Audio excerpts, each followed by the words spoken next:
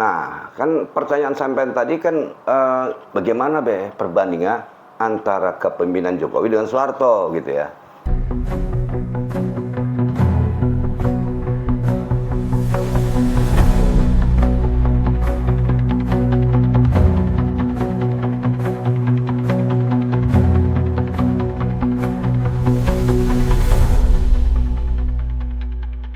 Soeharto mimpin 32 tahun.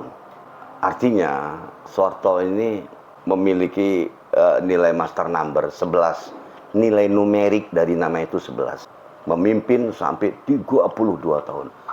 Bagaimana selama kepemimpinan dia? Dulu Soeharto itu orang sangat berwibawa. Dan orang nggak berani ngebully. Kenapa beliau begitu kuat? Ya. Nah, beliau ini orang pinter. Tanggal lahirnya kan 8 Juni ya 1921. Totalnya juga 9, tanggalnya juga 8. Ini tanggal 8 ini indikasinya rapornya. Rapor sekolahnya itu 8. Berarti pinter lah 8 ya. Udah di atas rata-rata, nggak termasuk kelas yang angka-angka rendah tadi 3, 4, 5, 6, 7 6, 7 medium sih.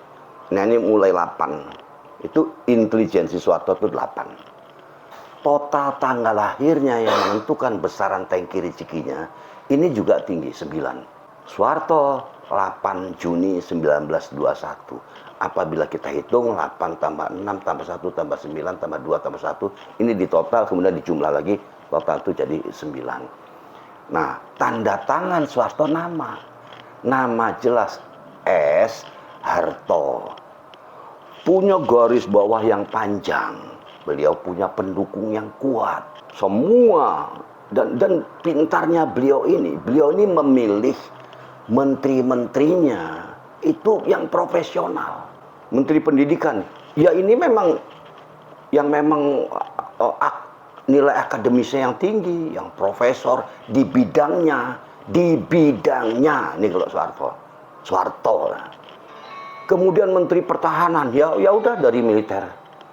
Menteri Kesehatan, ya benar-benar dia yang dokter, bukan dukun gitu misalnya. Ya dokter, yang akademisnya juga udah mumpuni gitu. Bukan berdasarkan partai, bukan juga berdasarkan kroni atau apa namanya, tim ses. Kalau yang kemarin itu kan tim ses. Siapa yang dukung dia itu yang dianggap jadi menteri. Kalau Soeharto maaf, saya aslinya saya di zaman Soeharto itu saya nggak suka Mas Soeharto. Nih orangnya. Zaman Soeharto saya nggak suka Soeharto. Nah, tapi hari ini saya menilai kehebatan Soeharto. Itu anehnya saya, memang saya aneh, gitu ya. Ketika di zaman Soeharto saya tuh nggak betah, lama banget ini orang jadi presiden, ya. Nah gitu ya, lama banget ini orang jadi presiden. Bahkan saya waktu itu dipaksa milih Golkar, sedangkan saya P3 dulu gitu ya. Saya kerja di BUMN, katanya luber, langsung umum bebas rahasia.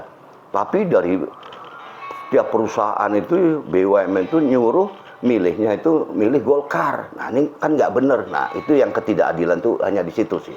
Politik kita tuh ya di politik terbelenggu juga.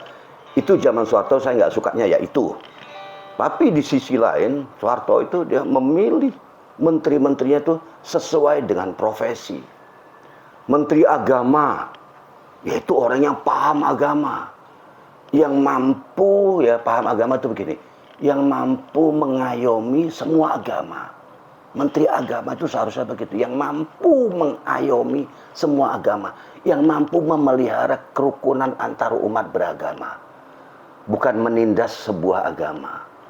Bukan menyepelekan sebuah agama. Tapi mampu melayani semua agama. Itu zaman Soeharto. Ya, menteri, katakanlah menteri koperasi ya, yang paham tentang koperasi. Itu yang full dia paham tentang koperasi, bukan karena tim ses. Nah itu saya jadi kangen sama kepemimpinan gaya Soeharto. Saya jadi kangen gitu ya. Nah, setelah belakangan ini Bugono begini katanya reformasi, ternyata reformasi yang kebablasan gitu ya. Yang mau kita ambil kesimpulan di sini adalah Soeharto itu memimpin itu, menteri-menteri yang dipilihnya itu adalah berdasarkan profesi, bukan berdasarkan tim ses, bukan kroni, bukan tim ses. Bahkan Soeharto belakangan kemarin dituduh komunis. Ya kalau Soeharto itu komunis, kalau Soeharto itu terlibat PKI, tentu 32 tahun udah cukup untuk bikin orang negeri ini jadi komunis. Cukup 20 tahun. Soeharto itu tangan besi. Cukup, tapi nggak terbukti. Babe say no. Soeharto bukan komunis. Gitu ya.